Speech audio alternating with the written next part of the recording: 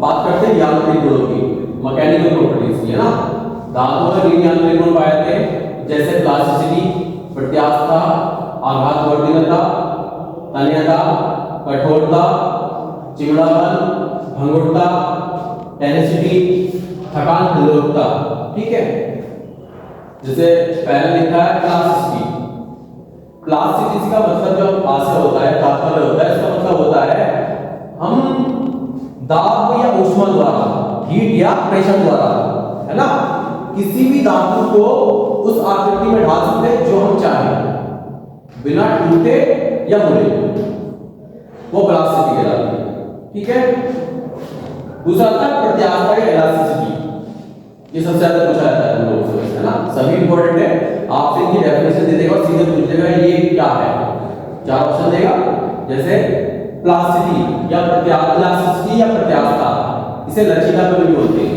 ठीक है, तो इसका आशय होता है, तात्पर्य होता है हमने किसी भी वस्तु पर फोर्स लगाया, वो फोर्स जब हमने हटाया तो वो वस्तु पुनः उसी वस्तु में आ गई। जैसे एग्जांपल स्प्रिंग देखा है, स्प्रिंग पर जब एक लिमिट से ज्यादा प्रेशर लगाते हैं तो खिंच जाता है और दोबारा अपनी वापस स्थिति में जैसा होता है वैसा नहीं आता। अगर हम लिमिट से उसको फोर्स लगाएं तो वापस आ जाता है ना। ये गुण कहलाता है इलास्टिसिटी या प्रत्यास्थता। ये स्टील के अंदर सबसे ज्यादा होती है ना। हम करके देखते हैं, वैसे रबड़ बोलते हैं लोग, लेकिन रबड़ में नहीं होती है, इलास्टिसिटी स्टील में रहती है। इस बात आघातवर्तीयता, इसका मतलब होता है हम जो धातु को पीट कर, हैमरिंग कर, है ना, रोलिंग कर उनको चादरों के रूप में परिवर्तित करते हैं। इसमें करते हैं चादरों के रूप में परिवर्तित किया जाता है। ठीक है, तन्यता, डक्टिलिटी, इसका मतलब होता है कि हम जो है धातु के तार खींचते हैं, तार के रूप में परिवर्तित किया जाता है, है ना। कठोरता, कठोरता का मतलब होता है जैसे हम कोई धातु ले दो, जैसे लेड और स्टील, और उस पर क्या करते हैं हम कि हमने क्या करा कि किसी और धातु से उस पर लाइन खींची। जब लाइन खींची तो क्या करेंगे हम, जो स्टील है, स्टील पर कम लाइन आती है, मतलब कम गहराई से लाइन आती है, लेकिन उसी में क्या होता है आपका, अगर जो लेड होता है शीशा, उस पर क्या होगा, उस पर जो है डार्क लाइन आएगी इस तरीके से, और स्टील पर कैसे आएगी, हल्की। ठीक है, ठीक, तो इसका मतलब क्या है, स्टील हार्ड है। स्टील क्या है, हार्ड है। आपने देखा कोई सॉफ्ट चीज हो तो सॉफ्ट चीज पे एकदम लाइन आ जाती है, नहीं आती है। ठीक है, ये हार्ड की कठोरता हो गई। चिमड़ापन, चिमड़ापन का जो मतलब होता है, तात्पर्य होता है, वो होता है कि आप किसी भी धातु को बार-बार मोड़ो या मरोड़ो तो वो टूटती नहीं है। ये सब गुण है, प्रॉपर्टीज है।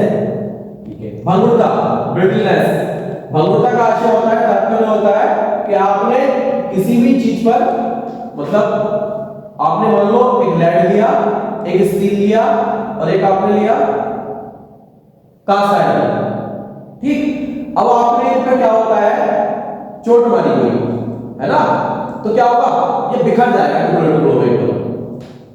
तो ये गुण जो है भंगुरता को सबसे ज्यादा किसके अंदर होता है, कास्ट आयरन के अंदर। कास्ट आयरन एकदम टूट जाएगा।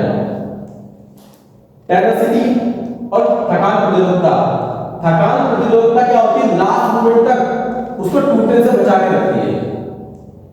ठीक है, तो ये सब आपकी मैकेनिकल प्रॉपर्टीज है जो आपसे एग्जाम में सीधे सीधे पूछ लेता है। ठीक है, इनको आपको ध्यान रखना।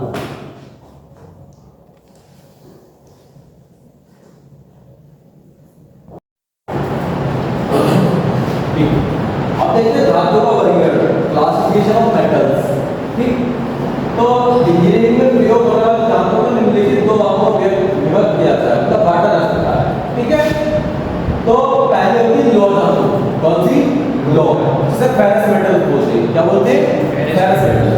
फेरस मेटल का जो अर्थ होता है, तात्पर्य होता है, वो होता है कि उस मेटल में, उस धातु में, उस पदार्थ में लोहे की मात्रा ज्यादा होती है ना, इसमें लोहे की मात्रा ज्यादा होती है। जैसे देखा है ये धातु जिनमें मुख्य अंश के रूप में लोहा पाया जाता है, लोह धातु कहलाती है। लेकिन देखो क्या होता है कि इसमें कुछ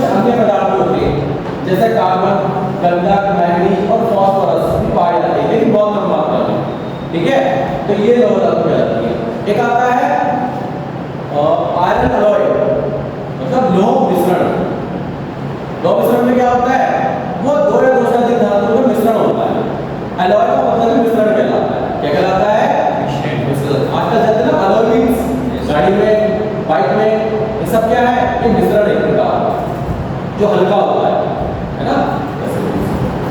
अब आगे जो देखेंगे वो देखेंगे हम क्या, नॉन फेरस मेटल्स। ठीक है, नॉन फेरस का तात्पर्य ऐसे ही होता है कि जिसमें लोहे की मात्रा ना हो, वो नॉन फेरस।